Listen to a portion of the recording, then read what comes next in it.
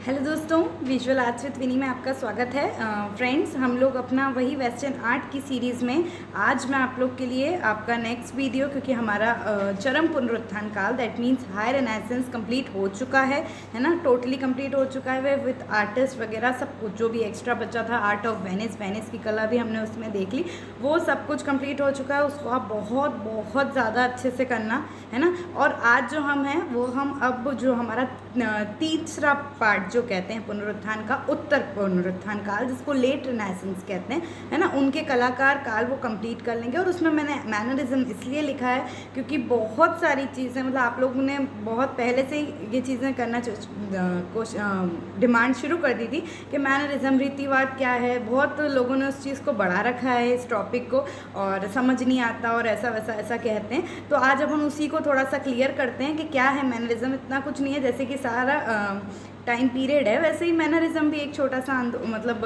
Art आंदोलन है, जिससे हम लोग रियलिज्म इम्प्रेशनिज्म पढ़ते हैं। वैसे ही मैनरिज्म भी है, जिसकी शुरुआत हो गई थी एक तरह से, क्योंकि मॉडर्न आर्ट अभी नहीं आया है, 19वीं सदी नहीं आई है, उससे पहले ही हम ये चीज़ें जो ये चीज़ यहाँ चालू हो गई थी उसको हम आज देखने वाले हैं। ठीक है, तो अगर आप लोग नए हों पहले, तो सबसे पहले इससे पहले का वीडियो ज़रूर देखो तो आपको समझ आएगा। ठीक है, चैनल को सब्सक्राइब कर दो और ये वाली वीडियो की लिंक जिनको भी मैनरिज्म की दिक्कत है और जो भी, तो उनको शेयर कर दो ताकि ये यूज़फुल उनके लिए भी रहे। ठीक है, तो अब हम क्या देखने वाले हैं, देखिए, अगर आप लोगों को कुछ भी नाइट से रिलेटेड, हमारे विजुअल आर्ट से रिलेटेड कुछ भी कन्फ्यूजन हो, तो आप मुझसे, जैसे कि लोग करते हैं, है ना, और मैं बिल्कुल उनको रिस्पॉन्ड भी करती हूँ। आप इंस्टाग्राम, टेलीग्राम पे भी मुझे मैसेज करके पूछ सकते हैं अगर कुछ भी आपको परेशानी हो तो।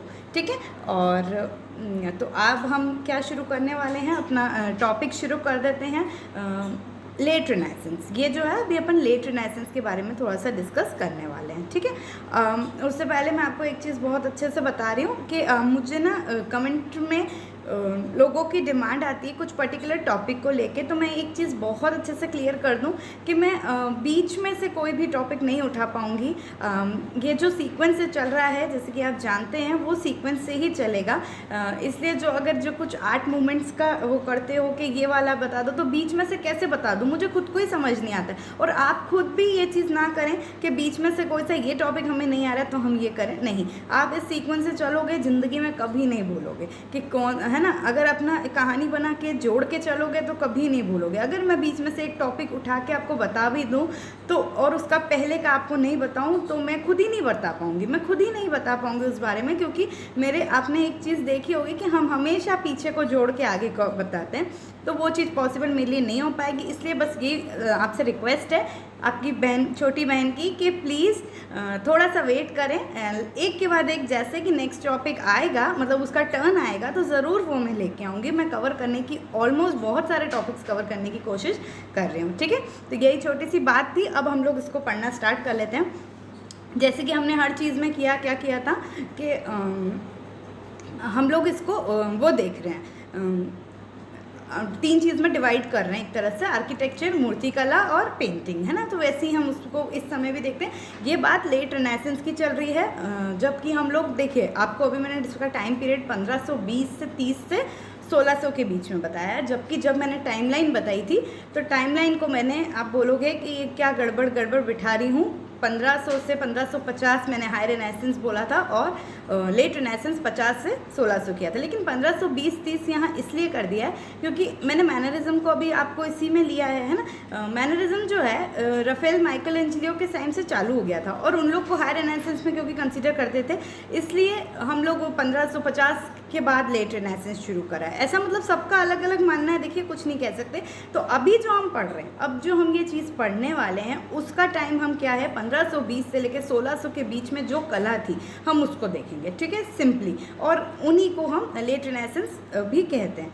और कहीं कुछ लेट रेनेसेंस का टाइमलाइन देखिए, ऐसे 10-20 साल का अंतर के उसमें नहीं आता कि कहीं 1520 से दे दिया और कहीं 1550 से दे दिया, तो आप कंफ्यूज हो। ठीक है, तो आप बस ये टाइम याद रखिए, देखिए 1600 से पहले का ये टाइम हमारा लेट रिनेसेंस है, ठीक है। अपने हिसाब से एडजस्ट कर लेना उसको, अपने आन भाषा में बोलें तो अपन, ठीक है। तो चलिए वास्तुकला में क्या है, इस समय का वास्तु ब्रह्मांडे, राफेल, माइकल एंजेलियो का ही प्रयाण। देखिए ये हम लोग पहले देख चुके हैं, है ना। हाई रिनेसेंस में देखे थे क्या कि ये समय के वास्तुकार हैं बढ़िया, माइकल एंजेलियो ने भी कार्य किया है, राफेल ने भी किया है, और ब्रह्मांडे तो थे ही वास्तुकार। तो इन्हीं का अनुकरण करके ये टाइम भी आगे बढ़ा है। कौन सा? लेट रिनेसेंस का टाइम। ओके तो अब क्या है, नेक्स्ट देखते हैं जूलियो लिपि। अब देखिए थोड़ा सा ये जो आगे है ना, कुछ इनके नाम आप लोग सिर्फ याद रखना, ज़्यादा कुछ मतलब हेक्टिक इतना मत लेना, क्योंकि इतने क्वेश्चंस कम आते हैं, है ना। जो अभी मैं स्टार्टिंग आर्किटेक्चर मूर्तिकला का, सिर्फ नाम याद कर लो बहुत है, ठीक है। तो जूलियानो रोमानो, जूलियन लिपि भी बोलते हैं जिसको, इनका नाम को मैं याद करा दूं आपको एक बार। अभी जब अपन राफेल पढ़े थे, राफेल में बताया था राफेल के प्रिय शिष्य थे जूलियानो रोमानो। तो उन्हीं ने भी ब्रह्मांडे और राफेल की जो शैलियाँ हैं, मीन्स जो स्टाइल है, उनके समन्वय से उनको मिक्स करके नवीन वास्तु का निर्माण किया था, ठीक है। उसका इफेक्ट पड़ा, ऑब्वियसली उनके शिष्य हैं तो इन सब के जो इफेक्ट इनमें पड़े उनको मिक्स करके उसने भी अपना कार्य किया था। किसने? रोमानो ने। रोमानो करके नाम याद रखोगे, याद रहेगा, का निर्माण किया, जिसमें अपनी कल्पना का भी उन्होंने उपयोग किया। ऑब्वियसली आर्टिस्ट अपनी कल्पना को तो करेगा। तो इस तरह से देखिए ये जो है इनकी कृति थी मंटुआ का कैथेड्रल में। इनने आर्किटेक्चर के उसमें देखेंगे, इसका इंटीरियर देखो आप, इस तरह से ये इंटीरियर कार्य किसने किया था? रोमानो ने किया था। ये वाला जो कार्य है ये उसने नहीं किया था। क्यों? क्योंकि मैंटुआ जब ये लेट रिनेसेंस का टाइम था तब ज़रूर रोमानो ने मैंटुआ के कैथेड्रल का इंटीरियर वर्क किया था, है ना, मैंटुआ में जो कैथेड्रल था। बट आफ्टर दैट जब बरोक आया तो बरोक आर्टिस्ट ने इसको हटा के और इस तरह का कार्य किया था। बट मैं बस आपको जो ला पाई फोटोज़ के ज़रिए बस ये बताना चाह रही हूँ कि इसका जो ये इंटीरियर पोर्शन हमने दिखाया है, ये इंटीरियर पोर्शन जो है किसने किया था? रोमानो ने किया था। मीन्स उस समय का आर्किटेक्चर इस तरह से काम हुआ था। लेट रिनेसेंस का थोड़ा बहुत जो जितना अपन को पता है बस उतना अपन डिस्कस कर लेते हैं, ठीक है। आगे प्रिंस वेस्पिसियानो गोंजगा के, है ना, जो वहाँ के प्रिंस थे, उनके प्रयत्नों से वो जो एक प्रिंस थे उनने उनके मीन्स एफर्ट्स से उनने सबियोनेटा नामक एक नगर बसाया। नगर बसाना भी देखिए उस समय क्या होता था, नगर निर्माण भी आएगा वास्तुकला में, है ना, क्योंकि है ना उनने एक तरह से वहाँ उसमें बिल्डिंग्स बनवाई, महल बनवाए, ऐसे बहुत सारी चीज़ें उनने अलग अलग बनाई, कैथेड्रल्स बनवाए। तो वो उनको मतलब अपन ने पूरा एक ही वो कर दिया कि एक भी पूरा नगर का निर्माण ही इस प्रिंस ने किया था उस समय, है ना। यह नया नगर प्राचीन रोम तथा उत्तर इटली के रोमांटिसिज्म मतलब की भावना का समन्वित रूप दिखाई देता है, ठीक है। इनका मिक्सचर जो प्राचीन रोम का स्टाइल था और जो हमारी उत्तर इटली में जो कार्य हुआ है उसका मिक्सचर ये समय पे दिखाया गया। साबियोनेटा नामक का जो शहर था जिसको प्रिंस वेस्पिसियानो ने बनवाया था। आगे यह देख के फिर जो अलग अलग उधरी क्षेत्र के जो छोटे छोटे शासक थे उनने भी नगरों को में महल चर्च बनवाना स्टार्ट किया। तो ये लेट रिनेसेंस में मतलब हम बोलेंगे थोड़ा सा नॉर्मली आर्किटेक्चर वास्तुकला का काम होता गया। जेनुआ, उर्बिया, फ्लोरेंस, रोम, लोम्बार्डी तथा वेनिस आदि में भी नवीन पद्धति पर अनेक भवन बनने लगे। मीन्स ये सारी जगहों पे भी थोड़ी सी नई टेक्निक लेके, जैसे हम बोल रहे हैं कि रोमानो ने भी क्या किया, उनका समन्वय करके, उनका मिक्सचर करके ब्रह्मांडे और माइकल एंजेलियो और थोड़ा सा अपना दिमाग लगा के कार्य किया। अब देखिए हर चीज़ यही है, हर जो हम इतने periods from the very starting till today जो हम पढ़ रहे हैं तो उसमें क्या हो रहा है, हर चीज़ में पुराने वाले को थोड़ा सा आदर्श लेके नया जोड़ के और बना रहे हैं, और यही चीज़ आज तक चल रही है ना, कुछ ख़त्म नहीं हो गया है। मतलब तो वही है कि हम इधर भी इनने यही किया है, मिक्सचर लेके, मतलब पुरानी चीज़ को थोड़ा सा नई टेक्निक लेके अपनी नई इन्वेंशन कर दिया, वो करके उनने यहाँ पे भी बहुत भवन बनाए गए, ठीक है। तो यही था बस थोड़ा सा वास्तुकला। अब अपन देखते हैं मूर्तिकला, और मेन जो हम चित्रकला में ही हम जो आपका रीतिवाद वो देखने वाले हैं। तो हम मूर्तिकला भी एक बार एकदम नॉर्मल से देख लेते हैं, छोटा सा। देखिए मध्य इटली जो मिडिल मतलब सेंट्रल इटली है उसके कलाकारों ने उस समय राफेल तथा माइकल एंजेलियो की प्रवृत्तियों के समन्वय का प्रयत्न किया था, जैसे कि रोमानो के लिए भी बताया अपन ने, जिसमें रोम कला का विशेष आधार लिया। क्योंकि क्या है, आज हम पुनरुत्थान को भी क्या बोल रहे हैं कि पुनरुत्थान हुआ तो किस चीज़ का हुआ, वो रोम ग्रीक का ही हुआ था ना। तो उस चीज़ को ही बेस लेके इनने कार्य करने का और नई नई चीज़ करने की कोशिश करी। देखिए अब वहाँ पे इटली में इन तीनों कलाकार ने जैसे एक तरह से शुरू किया पुनरुत्थान के, तो अब धीरे धीरे इफेक्ट तो भैया सब जगह आएगा, एक जगह तो नहीं रहेगा ना, है ना। तो वही चीज़ हम यहाँ बोलेंगे कि जैसे वेनिस में आया है ना, जो हमने पढ़ा, ऐसे ही अब लेट रेनेसेंस में फिर धीरे धीरे और आर्टिस्ट मतलब अप्रिशिएट होंगे, कार्य करेंगे, ऐसे करके उनका आधार लेके आगे काम बढ़ता गया। ठीक है, अब बेनवेनुटो सेलिनी है ना, वो इस अवधि के एक कुशल मूर्तिकार थे, है ना, सेलिनी। ये हम माइकल एंजलियो से प्रायः अछूते रहे। ठीक है, मतलब उनसे वो नहीं रहे, अपन ये बोलेंगे ना सब आर्टिस्ट ने वो लिया लेकिन उनसे वो अछूते रहे। ठीक है, फ्रांसिस्को रुस्टिसी ये इनने लियोनार्डो की परंपरा में कार्य किया। अब बोलोगे लियोनार्डो का मूर्तिकला, तो हाँ हमने बात की थी कि उनने मूर्तिकला, वो तो होली में थे, उनने सब कार्य किया। तो उसी तरह से इनके स्टाइल में इनने काम किया रुस्टिसी ने। अब है आते हैं अपने बलेरियो सियोली, सिर्फ नाम याद रखना, कंफ्यूजन मत होना, इतना ज़्यादा इनके बारे में कोई नहीं पूछ रहा है आप लोगों से। ठीक है, बलेरियो सियोली, ये इनने माइकल एंजलियो के मकबरे में, जो माइकल एंजलियो की डेथ के बाद जो मकबरा बनाया गया था, उसके मकबरे में इनने कार्य किया था। और ये क्या है, जियाम्बोलिनो एक समय के कुशल शिल्पी थे, है ना, मूर्ति शिल्पी थे। उनने कांस्य ब्रॉन्ज की मूर्तियों में स्वाभाविकता के साथ भी विविधता का प्रदर्शन किया, मीन्स एक डाइवर्सिटी दिखाने की कोशिश की है किसने, जियाम्बोलिनो ने। ठीक है, तो ये मूर्तिकला है हमारी। अब जो आते हैं हम लोग चित्रकला पे आते हैं। ये कैसा, शायद कुछ उससे फ़ोन से गड़बड़ हो गया मेरा। ठीक है, कोई बात नहीं। चित्रकला, अब चित्रकला में पढ़ना क्या है ओवरऑल, कि उस समय की जो चित्रकला, लेट रिनाइसेंस की जो पेंटिंग है, उसमें क्या था मेन, है ना। तो इस समय जो है ये मध्य इटली, अपन सेंट्रल इटली की बात कर रहे हैं ना, इटली का सेंटर का पार्ट। ठीक है, तो सेंट्रल इटली की जो चित्रकला थी इस समय, मूर्तिकला देख लिया, आर्किटेक्चर देख लिया, ज़्यादा कुछ नहीं उसमें लेने का ही नहीं है, लेकिन इसमें पढ़ना है ना। तो हम इसमें क्या देखते हैं कि इसको दो रूप में डिवाइड किया था इनने। ठीक है, क्या था वही दो रूप, एक बेला मैनरिया और एक इफेसिनिज्म, है ना। एक था अपना यही आपका क्या बोलते हैं रीतिवाद, और दूसरा अपना व्यंजना प्रदान। ठीक है, अब रीतिवाद क्या है, आकृतियों को सुंदर रीति से अंकित करने की विधि को रीतिवाद कहा जाता है, मतलब एक सुंदर डिज़ाइन से बनाना है, उसको रीतिवाद कहते हैं। और व्यंजना प्रदान क्या है, विकृति पर आधारित रूप, कोई भी रूप जो कि डिस्टॉर्शन, विकृति पर आधारित है ना, और उसमें एक लय है, एक शक्ति है ना, और उन लय शक्ति से ही आपने मतलब आपकी कृतियाँ बहुत अच्छे तरीके से आपके फिगर्स बने, तो वो चीज़ें जो है व्यंजना प्रदान में आती है। एकदम अब बोलोगे एक लाइन से कुछ भी बात भैया समझ नहीं आती है, मुझे पता है, इसलिए अपन उसको अब आगे अपने डिस्कशन में मतलब पूरा पढ़ते हैं। ठीक है, तो देखो ये टाइम है भैया रीतिवाद का, कोई भी पूछ ले 1520 से 60। अब बहुत सारी अलग अलग चीज़ें रीतिवाद के बारे में पढ़ी है मैंने, है ना, कि वो क्या है, जो रीतियाँ पुरानी शास्त्रीय रीतियाँ ख़त्म हो गई थी, तो उसको आधार में लिया इनने, है ना, और ऐसा इसलिए नाम रीतिवाद पड़ गया। और बहुत सारी अजीब अजीब चीज़ें भी लोग बोलते रहते हैं,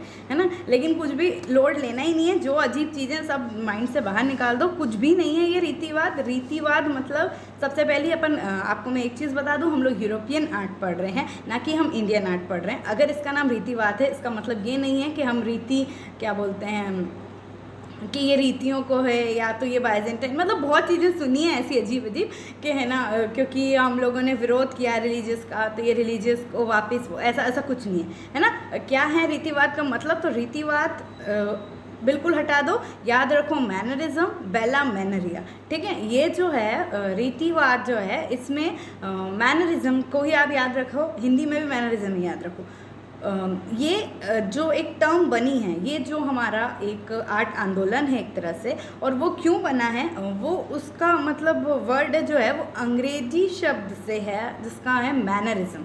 अब मैनरिज्म वर्ड जो है वो इटली के बेला मैनरिया वर्ड से आया है। इटली का जो वर्ड है बेला मैनरिया, ये मैनरिया इसके रूप में आया है। ठीक है, और इटली के इसी मैनरिया वर्ड का मतलब है शैली, यानी कि स्टाइल, जो इन इंग्लिश में आप स्टाइल बोलते हैं और जो शैली में बोलते हैं। तो यही चीज़ है आपकी मैनरिज्म, और फिर हम, क्योंकि मैनरिज्म वर्ड आया था यूरोप में और हम भारतीय हैं, हमको हिंदी ट्रांसलेट करके पढ़ना है, इसलिए उसका जब ट्रांसलेशन हुआ तो मैनरिज्म का ट्रांसलेशन रीतिवाद हो गया।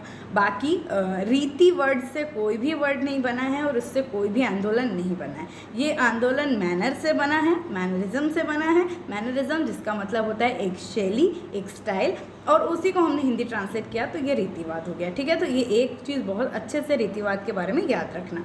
आगे हम बढ़ते हैं, इसमें क्या था। तो देखिए, इस शब्द का प्रयोग पुनरुत्थान कला की उन कलाकृतियों के लिए किया जाने लगा था जिसमें लावण्य, परिष्कार, प्रयत्नहीनता और दरबारी शान शौकत का प्रभाव था। देखिए, पुनरुत्थान की जो पेंटिंग्स देखी उसमें नेचुरलिज्म था, है ना, एक बोलेंगे रियलिटी थी, है ना, एक नेचर से रिलेटेड था कार्य, है ना। देखिए, कुछ चीज़ें ऐसी भी होती है आप शब्दों से नहीं बयान कर पाते, बट मैं कोशिश कर रही हूँ, आई एम ट्राइंग, है ना। तो वही चीज़ हम क्या बोल रहे हैं कि वो चीज़ पुनरुत्थान में थी, नो डाउट। लेकिन इसमें क्या हुआ, उसी चीज़ की, उसी में जैसे अगर मान लीजिए कलाकृतियाँ बेस्ट बढ़िया है ना, कलाकृतियों का जो एनाटॉमी है, जो प्रोपोर्शंस है, जो माइकल एंजेलियो ने दिया था, जो रफेल और इनने कार्य किया था, लियोनार्डो ने, है ना, तो ये चीज़ें कोई डाउट नहीं है, बहुत अच्छा था। लेकिन उसी में जो एक लावण्य होता है, लस्ट्रस, है ना, और हम एलिगेंस है, और हम उसको बोलेंगे कि एक दरबारी शान शौकत भी ऐड होएगी इसमें। क्यों? क्योंकि आप बरोक की तरफ जा रहे हैं,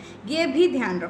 जैसे कि ये बोला था कि जब मैं आपको गोथिक पढ़ा रही थी, आपको याद होगा जब स्टार्टिंग से जिसने वीडियो देखा है उसको, जब मैं गोथिक पढ़ा रही थी मैं आपको क्या बोल रही थी कि ये जियर्टो हैं, ये किमाबियो हैं, ये क्यों ऐसा कार्य कर रहे हैं, है ना। क्यों? क्योंकि अब हम पुनरुत्थान की ओर जा रहे हैं, अब आगे पुनरुत्थान का कार्य आएगा, इसलिए इनकी स्टाइल में अब ऐसा फ़र्क हो रहा है। सेम चीज़ आप इसको लेके चलें कि अब हम कहाँ जा रहे हैं, अब हम जा रहे हैं बरोक की तरफ, मतलब शान शौकत वाली कला की तरफ, है ना। वहाँ उसमें मीन्स बहुत अच्छे से वो चीज़ है, तो हम उसकी तरफ जा रहे हैं। उसी का एक पुल मैनरिज्म है ना, एक जोड़, एक तरह से पुनरुत्थान और बरोक को जोड़ दिया मैनरिज्म ने, तो इसलिए थोड़ा सा एकदम से चेंज नहीं आएगा, इसलिए ये वाली बीच का पीरियड मैनरिज्म कहलाया। ठीक है, अब 1520 के बाद ही इटली के कलाकार में व्यक्तिगत स्वतंत्रता एवं अहम की भावना इतनी प्रबल हो गई थी। देखिए, था, लेकिन ये लोग, मैंने कहा था, रिलीजियस टॉपिक्स भी थे और आंदोलन किए थे, लेकिन जब अब धीरे धीरे चीज़ बढ़ने लगी तो 1520 के बाद इतनी प्रबल हो गई थी कि उनने जो है पिछले कलाकारों का विरोध आरंभ कर दिया था, है ना। उनको ऐसा था कि नहीं, ये गड़बड़ है, जो ये इनकी चीज़ नहीं, अब तो हम अपना करेंगे, है ना। और फिर उनने नए ढंग से अनेक प्रकार की शैलियाँ विकसित करी, स्टाइल विकसित किया, इसलिए इसे हम रीतिवाद कह दें। क्यों? क्योंकि इनने एक अपना स्टाइल डेवलप कर लिया, है ना। ऑब्वियसली हर आर्टिस्ट अपना स्टाइल डेवलप करेगा, तो इस चीज़ को इनने एक एज ए स्टाइल में वर्क किया, एक रीति में वर्क किया, इसलिए उसको रीतिवाद कहा गया। इसका प्रयोग सर्वप्रथम रफेल तथा उनके अनुयायी द्वारा किया गया। ये बात आप बिल्कुल ना भूलें कि ये चीज़ रफेल के और रफेल के जो शिष्य थे उनके द्वारा मैनरिज्म ज़्यादा किया गया।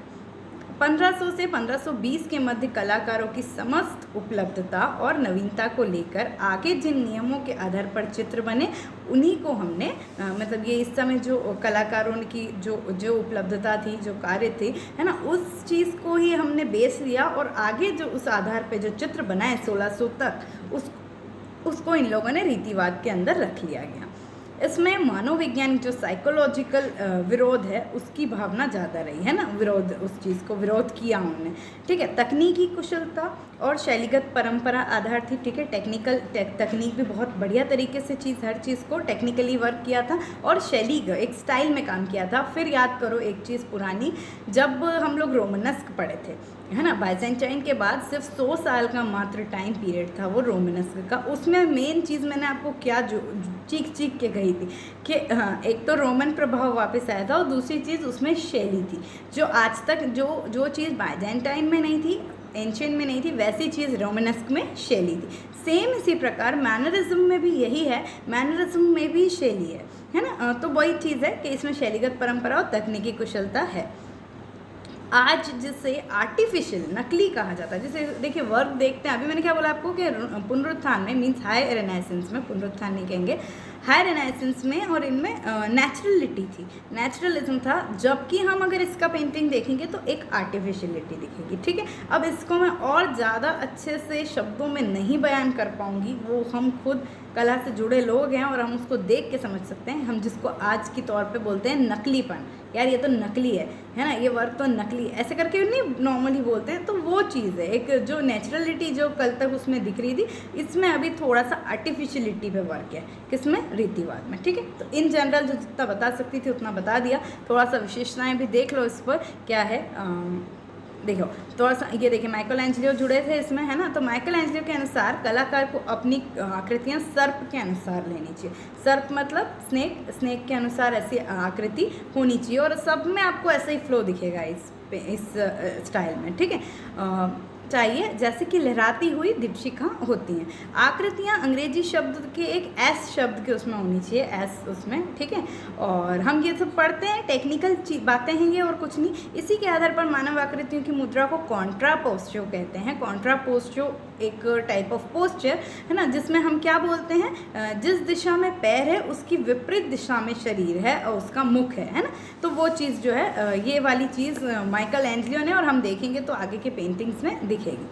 इस काल में कलाकारों ने कृत्रिम वातावरण, है ना, जो आर्टिफिशियल इन्वायरमेंट है, उनकी कल्पना की, जिसमें कुछ दरबारी ढंग के फैशनेबल लोगों को, जो एक मतलब दिखने के फैशनेबल है लेकिन उनको ग्रामीण परिवेश में दिखाया गया। तो इस तरह से कुछ नकलीपन, जो नॉट नेचुरल, वो चीज़ नेचुरल नहीं है, ऐसा नहीं हो सकता, लेकिन उनने अपनी कल्पना का क्योंकि यूज़ किया तो उनने उस चीज़ को ऐसा चेंज करके प्रदर्शित किया। ठीक है, इतनी सारी तारीफ़ें हो गई। पहले तो आप लोग को बहुत क्यूरियोसिटी होगी कि भाई कार्य तो देखें कैसा होता है ना। बहुत ज़्यादा ही तारीफ़ें हो गई शायद इस बार मैनरिज्म की, और बहुत कुछ बोल दिया।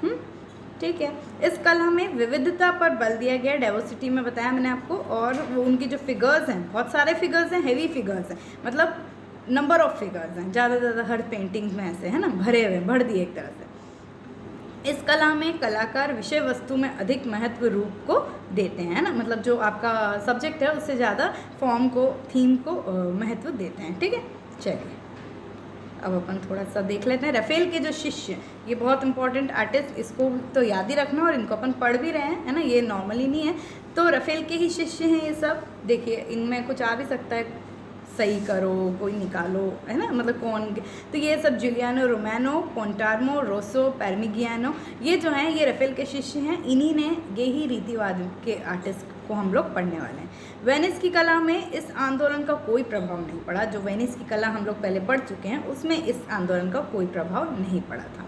कवैलियर डी आर्पिनो द्वारा इसको समाप्त करने की कोशिश की गई थी, लेकिन क्योंकि मैं क्या बोल रही हूँ, ये एक तरह से एक ब्रिज है, हाई रेनेसेंस से बरोक के टाइम का, रेनेसेंस और बरोक के बीच का ब्रिज है, तो इसलिए वो बरोक में फिर प्रकट हो गई, कुछ एक एक्स्ट्रा, मतलब एक अपनी वो चीज़ लेके और अगेन प्रकट हो गई, है ना। ख़त्म करने की कोशिश की थी इनके द्वारा, लेकिन फिर बरोक में फिर उनने अपना कुछ मोल्ड करके फिर उसको आगे यूज़ कर लिया। ठीक है, तो ये जो है ये हमारा क्या हो गया था, ये हमने इन जनरल डिटेल देख लिया मैनरिज्म का। अब हम लोग मैनरिज्म के जो कलाकार हैं उसके बारे में थोड़ा सा ये पढ़ लेते हैं। ठीक है, जूलियानो बार बार बोलती हूँ मैं, जूलियो रोमानो। ठीक है, ये थे, वही थे रफेल में। इनको, इनकी पहले तारीफ़ें सुन चुके हो आप लोग रफेल के वीडियो में, है ना, लेकिन देख लेते हैं अब क्या है। देखिए इनका टाइम पीरियड 1492 या 99, ऐसा कन्फ्यूजन है, देख लेना। 1546 ये इनका टाइम था। रोम में बर्थ हुआ इनका, 1499 में ही है वैसे, देख लेना। चित्रकार और वस्तुकार दोनों हैं, चित्रकला भी करिए, वस्तुकला भी करिए। 1512-20 में रफेल की मृत्यु हुई थी। उसका मुख्य सहायक तथा वेटिकन में भित्ति चित्र इनने किया था। ठीक है, उस समय वो उनके साथ ही, उनका सहायक, उनके शिष्य थे। 1524 में मैंटुआ गए वो, और उनने सबसे पहले क्या किया, जो रफेल का लास्ट चित्र था ट्रांसफिग्रेशन, बहुत अच्छे से बताया है ना, जब ईसा का दिव्यत्व, है ना। तो ये जो पेंटिंग है अधूरी छूट गई थी क्योंकि 37 की ईयर्स में रफेल की डेथ हो चुकी थी। तो उसी समय पे जो ये किया था इनने, रोमानो ने उसको कंप्लीट किया था पहले 1524 में। ठीक है, अब देखते हैं रोम और जेलोआ के चर्चों के लिए भी इनने कई धार्मिक चित्र बनाए रोमानो ने। इसकी शैली में रफेल और माइकल एंजेलो का मिक्सचर दिखता है। ठीक है, रफेल का भी और माइकल एंजियो का मिक्सचर इनकी आर्ट स्टाइल में दिखता है। ठीक है, चलिए आगे देखें। एन एलिगरी ऑफ इमॉर्टलिटी, अमरता का एक रूपक, ये एक रोमानो का पेंटिंग है। देखिए इनके फिगर्स, नंबर ऑफ फिगर्स देखो, है ना, और देखो, है ना, तो ये इस तरह का पेंटिंग है। ऑयल ऑन कैनवास 1540 में इनने बनाया था। ठीक है, अच्छे से देख लो, दैत्य हैं इसमें बहुत सारे। ठीक है, दूसरा सॉरी ये है दैत्य वाले। तो फॉल ऑफ गिगेंट्स, दैत्यों की पराजय, ये म्यूरल इनने मांटुआ में ही गोंजगाना के महल में किया था, है ना। उसका आप ये देखो, ये पूरा नीचे का एक लुक है, आप यहाँ देखो इसको, ये वाला पूरा नीचे का लुक है और ये ऊपर इस तरह से गोल उसमें आकृतियाँ बनी गई है। तेल रंग का है, मोस्टली सभी तेल रंग के हैं आर्टिस्टों के, और 1532 इस टाइम का। ठीक है, गोंजगा का महल, मांटुआ में जो गोंजगा महल है उसमें इनने इस तरह का चित्रण किया है। ठीक है, रोमानो का। चलिए ये ऐसा है, और भी पेंटिंग्स हैं वैसे काफ़ी, बट जो अभी मेरे को लगा वो मैंने बताया। ठीक है, अब आते हैं पोंटार्मो, जोकोपो पोंटार्मो, ये भी रफेल के ही शिष्य हैं। 1494 से 1557। कहाँ पे इनका हुआ जन्म? पोंटार्मो में हुआ, इसलिए उनको जोकोपो पोंटार्मो कहते हैं ना। जैसे पहले के जन्म वहाँ पे जन्म हुआ तो उनका नाम के पीछे ये लगा दिया गया है। फ्लोरेंस में लियोनार्डो कैसिमो से प्रभावित हुए और एंड्रिया डेल सार्टा के साथ भी ये रहे थे। एंड्रिया डेल सार्टा पहले बता चुकी हूँ सब, है ना, उस समय के कलाकार, पुनरुत्थान काल के कलाकार, इनके साथ भी इनका रहना था और इन दोनों के साथ भी ये रहे हैं। 1512 में रोसो से भी भेंट हुई, रोसो आर्टिस्ट से भेंट हुई, और 1512 में 1518 में फ्लोरेंस के सेंट माइकली विस डैमिनी में चित्रण इनने कार्य किया। 1521 में मेडिसी परिवार ने बुला लिया कि भाई विला, मतलब उनके विलाओं को चित्र करने के लिए, ना। मेडिसी परिवार बहुत, माइकल एंजियो भी उन्हीं से कनेक्टेड थे, याद है ना। तो इसी तरह से 1522 में फ्लोरेंस के निकट स्ट्रोसा में चित्र किया इनने, और इसमें इनने ड्यूरर को बेस लिया। ठीक है, 1530 में माइकल एंजियो की शैली की ओर मुड़ गए ये, और 1546-56 में भित्ति चित्र बनाए, रेखांकन पे भी उनकी अधिक क्षमता थी, है ना। ये जनरल है। अब देखो इनका पेंटिंग देख लो, Madonna with child in saint, शिशु और संत के संग मेडोना। अब देखो जो चीज़ें मैंने आपको पहले बता दी विशेषताओं में, फिगर्स के बारे में बताया, शानो शौकत, उनकी स्टाइल, आर्टिफिशियलिटी, तो ये सब चीज़ें अब आप इसमें गौर करते रहना, मैं बार बार नहीं बताऊँगी, है ना। अब आप पेंटिंग देखो और अपने आप से जितना समझ सकते हो समझ लो। ठीक है, अब 1518 के समय ऑयल ऑन पेपर, पेपर पे तेल चित्रण है ये। कहाँ पे है ये? तो सेंट माइकिली वेस्ट डोमिनी फ्लोरेंस में है। ठीक है, Madonna with child and cents. ठीक है, देखो मेडोना है बच्चों और सेंट्स के साथ। विजिटेशन, मुलाकात, ये भी वहीं पे है, एनोजियाटा फ्लोरेंस में। फ्रेस्को चित्रण है, 1514-16 का समय है। ये पेंटिंग किसका है? ये भी इन्हीं का है, पोंटार्मो का। अब ये रोसो जिनसे पोंटार्मो मिले थे, अभी पहले ही आपको बता दिया है। जियोवानी बैटिस्टा रोसो या रोसो फ्लोरेंटिनो, ये भी इनका नाम है।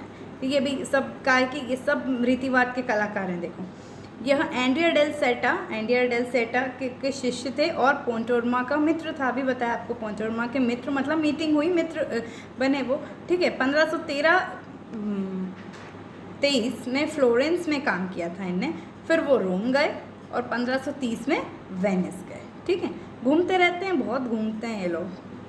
उसमें वह fountain blue was a place, वहाँ पे उनने कार्य किया वेनिस में, और उसी नाम की टेक्निक और मैं बोलूँगी आर्ट स्कूल भी बनाया गया। तो what is fountain blue? It's a kind of technique, और फाउंटेन ब्लू आर्ट स्कूल भी है वेनिस में। ठीक है, ये किसने किया था? तो रोसो ने शुरू किया था। इसकी आकृतियों में विभ्रामता मतलब डिसोनेंस है और सम्मोहन करने जैसा प्रभाव दिखता है। मैंने मतलब एक तरह से बोलते हैं ना, हिप्नोटाइज करना, वो वाली चीज़, वो उस तरह का उनकी कुछ आकृतियों में दिखता है ना। डार्क लाइट शेड का भी कुछ गड़बड़ सा है। तो वो जो है वो ये समझते हैं कि एस्थेटिक्स जो है, सौंदर्य जो है, ब्यूटी जो है, उसकी लिमिट से बाहर चली जाती है ना। और इसलिए फिर उनकी रंग योजनाओं में भी जो बोलेंगे कि जो लाइट है उसका जो काम है वो थोड़ा सा डिस्प्रपोर्शनेट दिखता है। माइकल एंजिलो और रफेल ने भी इनको सुधार का मतलब बहुत सारे सुझाव दिए थे, है ना। तो ये चीज़ें कुछ ड्रॉबैक थी इनके वर्क की, लेकिन ठीक है, कलाकार हैं, उनको अपना कार्य पसंद है तो हम और कोई कुछ नहीं कह सकता, ठीक है, और वही सबसे बड़ी बात है। हाँ, आगे वसारी ने कहा था, वसारी उस समय के एक अच्छे कलाकार, आर्ट हिस्टोरियन थे तत्कालीन, दैट कंटेम्प्रेरी। तो उनके अनुसार ऐसा था कि इनने आत्महत्या की थी, लेकिन बाकी लोग बोलते थे कि इनकी नेचुरल डेथ है, ऐसा क्या पता क्या था उस समय, है ना। चलो थोड़ा सा देख लो पेंटिंग इनका। बोलते हैं कि लाइट का यूज़ है वो उनका कुछ ऐसा गड़बड़ टोबड़ था, मतलब जो अभी इनके महान कलाकारों ने भी इनको ऐसा कुछ दिया होगा, तो देख लो थोड़ा, ठीक है। बचूस वीनस क्यूपिड, इस तरह का painting 1531-32, oil on medium, national museum Luxembourg में है ये। चलो आगे देखें, ठीक है ना। इस तरह के और पेंटिंग देख लेना आप, इनके नेट पे भी देखते हो तो ज़्यादा, है ना। मेरे को इसको कंप्लीट करना है फटाफट, मैनरिज्म और ये सब, इसलिए मैंने कहा इसको छोटे से एक वीडियो में निपटा दो फटाफट, ठीक है, क्योंकि अब बरोक करना है आगे। पार्मिगियानिनो, इनके बारे में आपने सुना होगा, रफेल के शिष्य। पेरुगिनो रफेल के गुरु हैं, रफेल खुद, और रफेल के शिष्य पार्मिगियानिनो हैं। इन दोनों वर्ड्स में मैं बहुत कंफ्यूज होती थी, इसलिए आप लोग मत होना, है ना। पार्मिगियानिनो, है ना, पार्मिगियानिनो बड़ा वर्ड है, बड़ी नेक के चित्र रहते हैं इनके, ये याद रखना। और ये रफेल के शिष्य हैं, है ना। और पार्मिगियानो का तो पढ़ ही रखे हम लोग, ठीक है। चलो 1522, अरे यार इनका इंग्लिश नहीं किया है, चलो कोई बात नहीं। 1522 में पार्मा के कैथेड्रल के एक गलियारे में इन्हें चित्रण कार्य किया था। यह कैरवेजियो के साथ कार्य किए, इनका प्रभाव इन पर पड़ा। कैरवेजियो नहीं, कैरिजियो, जिनको हम वेनिस में पढ़ चुके हैं, है ना। यह रोम चले गए, 1527 में रोम की लूट में पकड़े गए, लूट रहे थे तो पकड़े गए थे। फिर वो बेलना चले गए, फिर वहाँ से वेनिस भाग गए, ऐसे करके वो भग रहे थे एक तरह से। 29 में पार्मा में रहे वो, पार्मा इज अ प्लेस, और वहाँ पे उन्हें भित्ति चित्रण कार्य किया, और 1540 में ही उनकी मृत्यु हो गई थी पार्मिगियानो की। उनकी आकृति के गर्दन और हट बहुत लंबे, हट नहीं हाथ बहुत लंबे होते हैं। इनकी अपनी भी प्रभा है एक तरह से। ये क्वेश्चन आता भी है, रीतिवाद के आर्टिस्ट बोलो या पुनरुत्थान के आर्टिस्ट बोलो या यूरोपियन कला बोल लो, यूरोपियन आर्टिस्ट बोलो, कौन जिनकी गर्दन और मतलब जिनकी आकृतियों में गर्दन हाथ लंबे रहते हैं, तो ये पार्मिगियानो रहते हैं, जो कि रफेल के शिष्य हैं, ठीक है। तो ये एक चीज़ मुख्य है इनकी, इस पूरे टॉपिक में यही चीज़ मुख्य है पार्मिगियानो की, ठीक है। और देख लेते हैं अपन, इसमें छाया प्रकाश का प्रयोग करके, जो इनने पार्मिगियानो ने लाइट और शेड को यूज़ करके वुड कट्स बनाए, है ना। और इस क्षेत्र में डिज़ाइन बनाने वाले प्रथम शिल्पी बन गए। मीन्स इस क्षेत्र में design printing would cut use करके इन्हें डिज़ाइनिंग किया, वो प्रथम शिष्य बन गए पार्मिगियानो। चलिए, इनकी ये पेंटिंग बहुत इंपॉर्टेंट क्वेश्चन भी आता है, Madonna with the long leg किसके द्वारा बनाई गई है, तो पार्मिगियानो के द्वारा बनाई गई है। ऑयल ऑन वुड है, 1535-40 में कार्य किया था इनने रीतिवाद के समय, और ऊफिसी फ्लोरेंस में ये रखी गई है। अच्छे से देख लो इसको, ठीक है। देखो कैसे लंबी लंबी इनकी गर्दन है, इसमें भी आप देख लो नॉर्मल से इनकी नेक थोड़ी सी लंबी है ना। इस तरह के किए हैं पेंटिंग, ज़्यादा अब कुछ उसमें अपन नहीं बढ़ाते हैं, इसलिए आप बस देख लो। अब आती है आपकी दूसरी चीज़, है ना। उसके दोनों आर्टिस्ट भी बहुत मुख्य हैं। अब बोलोगे कि सही बात है, ये आर्टिस्ट हम लोग सोच ही रहे थे कि पिछला जो वीडियो आया, वेनिस का वीडियो आया, उसमें ये आर्टिस्ट कहाँ गायब हो गए थे, क्योंकि वो ये भी हैं तो वेनिस से, लेकिन इसलिए गायब कर लिए थे क्योंकि हमको इसमें इसको पढ़ाना था, इसलिए, ठीक है। तो अब ये रीतिवाद के समांतर दूसरी शैली है, उसी की कंटेम्प्रेरी, रीतिवाद जो था उसी की कंटेम्प्रेरी ये सेकेंड शैली है, जो शक्ति और लय से परिपूर्ण विकृति पर आधारित थी। मीन्स शक्ति, पावरफुल, एक लयात्मक, रिदमिक, उस तरह की शैली उस पर आधारित थी। दूसरी चीज़ काव्यात्मक, मीन्स भावनात्मक अभिव्यक्ति की ऊंचाई वेनिस के उन कलाकारों में मिलती है जो रंग को आधार बनाकर चले, न कि रेखा को, तथा छाया प्रकाश की जो इटली की विशेषता, ठीक है। हमको पता ही है, हमने बताया वेनिस के, तो वेनिस के ही वही कलाकारों ने उसी के समांतर जो ये, क्योंकि देखो वहाँ की, हम अभी क्या बोला था मैंने आपको कि रीतिवाद का कोई इफेक्ट यहाँ पे नहीं था, वेनिस में। लेकिन वेनिस में क्या थी, वेनिस के कलाकार ये कार्य कर रहे थे क्योंकि, है ना, तो उसमें भी उनने रंग को आधार लिया था, रेखा को नहीं लिया था। जबकि इससे पहले तक जो आर्टिस्ट थे, पुनरुत्थान वाले थे, उन लोगों ने रेखा को आधार लिया था। तो ये चीज़ भी थी, भावनात्मक काव्यात्मक शैली थी। दूसरी चीज़ क्या थी कि इसमें शक्ति और लय, रिदम, परिपूर्णता। ठीक है, मेन आर्टिस्ट जो हम पढ़ने वाले हैं वो थे पाओलो वेरोनीज और टिंटोरेंटो। इनकी एक एक चीज़ याद रखिएगा क्योंकि क्वेश्चंस भी आते हैं और आर्टिस्ट भी प्रमुख हैं। ठीक है, वेनिस के ही हैं पाओलो वेरोनीज और टिंटोरेंटो। चलिए, पाओलो वेनिस के बारे में देख लेते हैं। इनको वेनिस का लेफिल कहा जाता है। सबसे पहली चीज़ यही सुन लो कि ये भी वेनिस के वही जो तीन चार कलाकार हम पढ़े हैं, विसेली, जॉर्जियोन, कैरेजियो, है ना, ये सारे कलाकार जो हम पढ़े हैं उसी में ये भी कलाकारों को आप ऐड रखो, मतलब दिमाग में रखो कि ये भी वेनिस के ही आर्टिस्ट हैं। ठीक है, तो पाओलो वेरोनीज बाद के समय के हैं पर उनसे लेटर। वेनिस का राफेल इनको कहा जाता है। इनका जन्म वेरोना में हुआ, इसलिए इनका नाम वेरोनीज पड़ा। जैसे अभी अपन ने उनका भी देखा ना, इसी तरह से इनका नाम भी वेरोनीज पड़ा। उनके चित्रों में शानदार वेशभूषा, मूल्यवान अलंकार, ये तो आप पूरे मतलब आप ये समझ लो बरोक की तरफ जा रहे हैं, तो इसलिए ये सब चीज़ें यहाँ पे मिलती हैं अपने को। शानदार वेशभूषा, अच्छी बढ़िया अलंकरण, फर्नीचर वगैरह, स्थापत्य, हीरे जवाहरात, शस्त्रों का भी बहुत अधिक से अंकन हुआ है। ये टिटिशियन, माइकल एंजलियो और रोमैनो, इनसे प्रेरणा इनने ली है, इन आर्टिस्ट से। चलिए आगे, 1553 में वेनिस के डोज राजभवन का चित्रण टिंटोरेंटो ने भी किया है। डोज राजभवन का, वेनिस में जो डोज राजभवन है वहाँ पे चित्रण और इनने भी किया है। इसमें परिप्रेक्ष्य संबंधी बहुत सारे प्रयोग किए हैं, प्रयोगात्मक चीज़ें भी बहुत की है ना।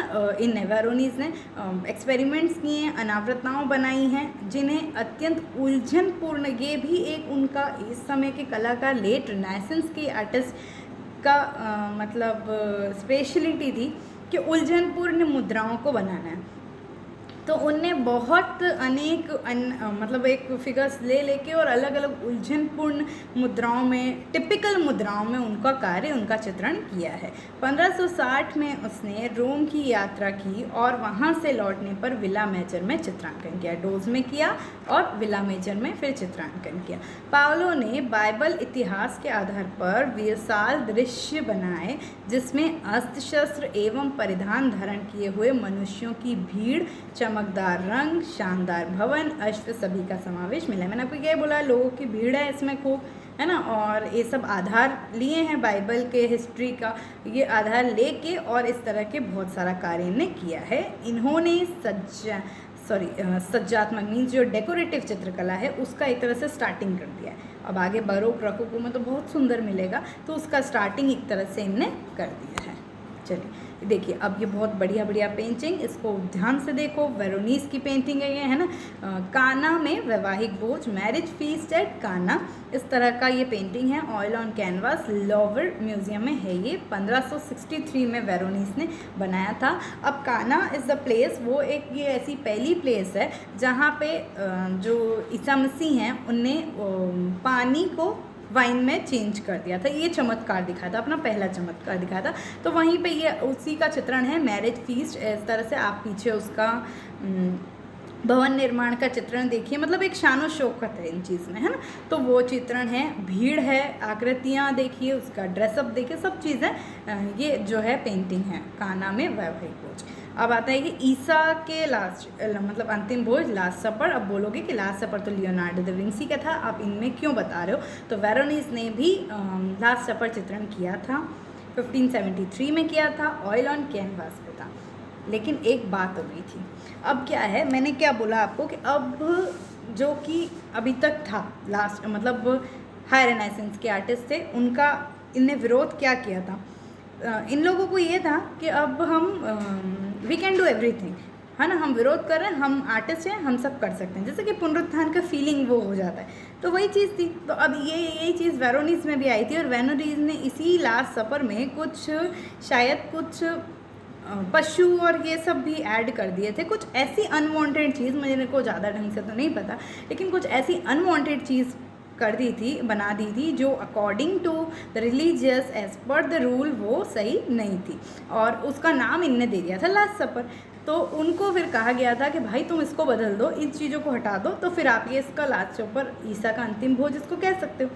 लेकिन वो तो आर्टिस्ट जिद्दी प्रवृत्ति के, और इनने क्या किया था, इनने पेंटिंग को तो चेंज नहीं किया था और इनने नाम चेंज कर दिया था पेंटिंग का। वो था feast in the house of Levi, है ना, लेवी के हाउस पे, हिंदी में आप देख लेना इसका, भोज ऐसा करके उनने वो चेंज कर दिया था। लेकिन उन्होंने अपने पेंटिंग में कोई भी बदलाव नहीं किया था। तो ये एक छोटी सी ऐसी स्टोरी थी, लास्ट सपर बनाने की कोशिश की थी, बट वो ये पेंटिंग को लास्ट सपर के नाम से नहीं जाना चाहता है। लास्ट सपर वही था माइकल एंजलियो वाला जिसको हम जानते हैं, ठीक है। तो ये कन्फ्यूज़ मत होना। आगे देखो, डैरियस फैमिली अलेक्जेंडर के सामने, डैरियस की फैमिली सिकंदर के सामने, 1565-70 में, oil on canvas, national gallery London में है। ये आप पेंटिंग देखिए, इसमें भी आप शान शौकत देखिए, उनका ड्रेस देखिए, उनका अलंकरण, उनका शस्त्र, जो चीज़ें मैं पहले विशेषताओं में बता चुकी हूँ वो सब आप इन पेंटिंग्स में बहुत अच्छे तरीके से देख के और समझ सकते हो कि ये रीतिवाद उसके कंटेम्प्रेरी विकृतिवाद का पेंटिंग्स हैं। मोसेज को मिलना, फाइंडिंग ऑफ मोसेज, ये भी ऑयल ऑन कैनवास, टाइम इसका शायद स्पेसिफाई नहीं होगा तो नहीं लिखा है मैंने, national gallery of art Washington में। चलिए, मार्स और वीनस की पेंटिंग 1570 में मेट्रोपोलियन म्यूजियम में है। ये भी ऑयल पेंटिंग है, सब वेरोनीस का काम है। ड्रीम ऑफ सेंट हेलेना, जिसको सेंट हेलेना को क्रॉस का दर्शन भी कहते हैं। देखिए इस तरह से बैठी हैं वो अपने ख्वाब में और वहाँ पे वो क्रॉस का दर्शन कर रही है। नेशनल गैलरी लंदन, ऑयल का है, 1565, वेरोनीस का बहुत अच्छा कार्य है ये, देख लो। चलिए, mystic marriage of Saint Catherine का मैरिज है ना, ऑयल ऑन कैनवास, वेनिस में है, 1575 में इसको इनने कार्य किया था, ठीक है। इसी सब जगह ऐसा भीड़ भाड़ और शान शौकत इस तरह का पेंटिंग दिखेगा आपको, ठीक है। तो ये तो हमारे वेरोनीस हो गए थे। अब ये टिंटोरेटो भी एक वही आर्टिस्ट हैं, वेनिस के ही कलाकार हैं, उसी कैटेगरी में आने थे ये, लेकिन हम नहीं लिए क्योंकि हमको अभी पढ़ाना था इसको, ठीक है। 1594 में, है ना, 16वीं शती के लास्ट वेनेटियन आर्टिस्ट थे ये, ठीक है। सबसे छोटे कर दो इसको, दो चीज़ों में याद रखना, इनके नाम से याद रख लेना। टिंटोरेटो मतलब इनका रियल नाम टिंटोरेटो नहीं था, रियल नाम क्या था इनका, जैकोपो रेबुस्टी, ये लिखा हुआ है, जैकोपो रेबुस्टी था।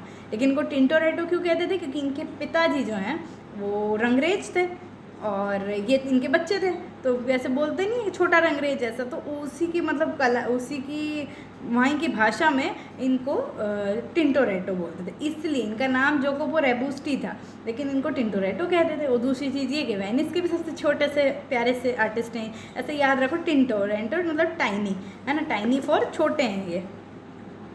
वेनिस का जन्म है इनका, इनके गुरु, ये अपने आप को ही टिंटोरेटो मतलब ऐसा कुछ वो नहीं, पर वो खुद कहते थे कि इनके गुरु कौन है, टिटिशियन है।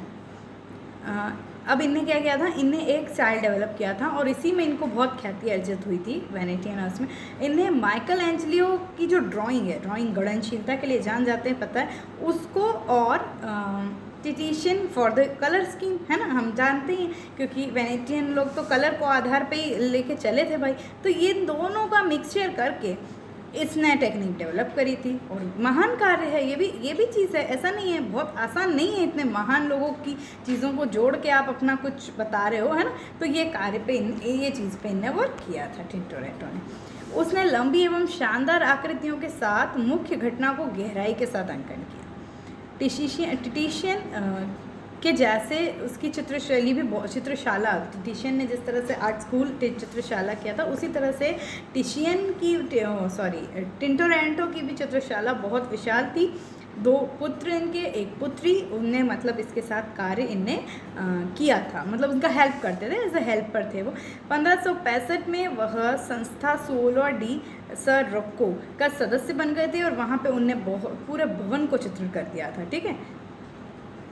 उस समय के कलाविद और इतिहासकार वसारी, जो वसारी अपन बोलते थे, है ना, वसारी ने कहा था इनकी डेथ हो गई, ऐसा ऐसा उम्र ऐसा, है ना, इसने आत्महत्या कर ली ऐसे करके। वही चीज़ जो है ये बहुत, अब कहते हैं काम क्या है, बोलना ही है, तो उनको इनका काम पसंद नहीं आता था। वो कहते थे कि टिंटोरेटो ने मतलब कला को मजाक बना के रख रखा है, ऐसा, है ना। पर यार ऐसे कैसे कार्य किया है इतना बढ़िया उनने, ठीक है। तो ऐसे डोज के राजगृह में अभी अपन ने बताया वेरोनीस ने कार्य किया, उसी प्रकार से टिंटोरेटो ने भी कार्य किया था वहाँ के राजगृह में। इतनी सुंदर पेंटिंग्स देखिए इन्हें क्रिएट की थी। और देख लेते हैं आकाशगंगा की उत्पत्ति, the origin of the milky way, 1575-80, oil on canvas, national gallery London. देख लीजिए आप, ठीक है। ये पेंटिंग टिंटोरेंटो की। मिस्र की संत मेरी, सेंट मैरी ऑफ मिस्र में सेंट मैरी, ये दिख रही होगी आपको, 1582-87, ऑयल ऑन कैनवास। किसने बनाया? टिंटोरेंटो ने बनाया। Miracle of Saint Mark, Saint Mark का मिरेकल, मतलब वो सेंट मार्क को किसी ने मार दिया था इसमें, तो फिर उसका कुछ चमत्कार हुआ था, ऐसा ऐसा करके पेंटिंग है। देखो किसमें भी भीड़ भाड़, देखो हर चीज़, मतलब इतनी भीड़ भाड़ है यहाँ पे हर पेंटिंग, मतलब कोई दिख ही नहीं रहे ढंग से, एक एक फिगर ढंग से नहीं दिखता है, लेकिन इस तरह की ये स्पेशलिटी है उनकी। और भवन बिल्कुल चकाचौंध रहेंगे, ये भी देखना, ठीक है। ऑयल ऑन कैनवास, 1548, वेनिस में। चलिए आगे, वैनिटी एंड सेनेटर, इसका पोर्ट्रेट इस तरह से इन्होंने बनाया था 1570 में, ऑयल ऑन कैनवास। आगे देखो ये क्या है, हाँ, Saint George and dragon, Saint George को, और इसको ये भी बोलते हैं ड्रैगन को मारते हुए सेंट जॉन, है ना, 1558 में बनाया था, oil on canvas, national gallery London को। इनका नाम मैं भूल गई, इनका है ना, एक वो है प्रिंसेस, ऐसा उनको बचाने के लिए सेंट जॉर्ज ने ड्रैगन को मारा था, ये वाला पेंटिंग है ऐसा, ठीक है दोस्तों। तो ये हो गया था हमारा पूरा आपका आज पुनरुत्थान को हाथ जोड़ते हैं। बहुत बड़ी वीडियो उसमें कंप्लीट हुआ, नहीं पता, देख लेना कितने के सारे वीडियोस हो गए, बट हो गया है, मतलब बेस हो गया है, बहुत कुछ हो गया है। कुछ कलाकार और बचे हैं जिसको अपन बाद में ले सकते हैं, इतना कर लोगे बहुत हो जाएगा वो भी, ठीक है। अब अपन जो आएंगे, अब अपन देख लेते हैं अपना अगला क्या आने वाला है। हाँ बिल्कुल, हम वापस आएंगे बरोक की कला आपके लिए लेके आएंगे, उसका शुरुआत ही हो पाएगा, एक वीडियो में बरोक भी कंप्लीट नहीं होगा, ठीक है। तो तब तक के लिए इसको बहुत अच्छे से पढ़ लो, और जो पेपर्स दे रहे हैं अभी भी देंगे, पेपर्स कंटिन्यूस चलेंगे आपके, सॉल्व करेंगे अपन, उसको भी ज़रूर सॉल्व कीजिए, है ना। जो लोग पूछते हैं कि मैं कोई अलग क्लास लेती हूँ, दोस्तों मेरी कोई अलग क्लास नहीं है, ऐसी कोई फ़ीस वगैरह और ये सब कुछ नहीं है, आप बस इससे भी पढ़ लोगे और आपको सक्सेस मिलेगी, मेरे लिए वो बहुत बड़ी चीज़ है, ठीक है। तो इससे पढ़ो अच्छे से, और भी दूसरे इंडियन आर्ट पे भी बहुत अच्छे अच्छे चैनल्स अभी बहुत लोग कार्य कर रहे हैं, मेरे परिचित ही मैं देख रही हूँ, बहुत लोग कार्य कर रहे हैं, आप सबको रिफ़र करो, ऐसा नहीं बोल रहे हैं कि सिर्फ ये आप अभी वेस्टर्न आर्ट अपन पढ़ा रहे हैं, आप और भी देखो इंडियन आर्ट को कौन बहुत बेहतर पढ़ा रहे हैं, उनसे आप बहुत कुछ पढ़ सकते हो। आपको नहीं ज़रूरत है किसी भी एक्स्ट्रा क्लासेस जाने की, आप इससे बहुत कुछ कर लोगे, है ना। आप अपने नोट्स बनाओ बस और पढ़ते रहो उसको, ठीक है। अपना कंटिन्यूटी मेंटेन रखो, ठीक है। देखते हैं नेट की एग्ज़ाम का क्या होता है अभी, लेकिन आप सिर्फ पढ़ने पे ध्यान रखो, कब एग्ज़ाम होएगी अपन उससे पहले हम जो अपना जितना टारगेट है उतना कंप्लीट करें, ठीक है दोस्तों। Wish you very all the best, अच्छे से पढ़ाई करो, घर पे रहो, सेफ रहो, और बिल्कुल अपनों का सबका ध्यान रखो। बहुत बुरा समय चल रहा है, इसलिए बस अच्छे से रहिए सब लोग, है ना, और पढ़ाई करती रहिए, काम करते रहिए, okay. Thank you so much, wish you very all the best.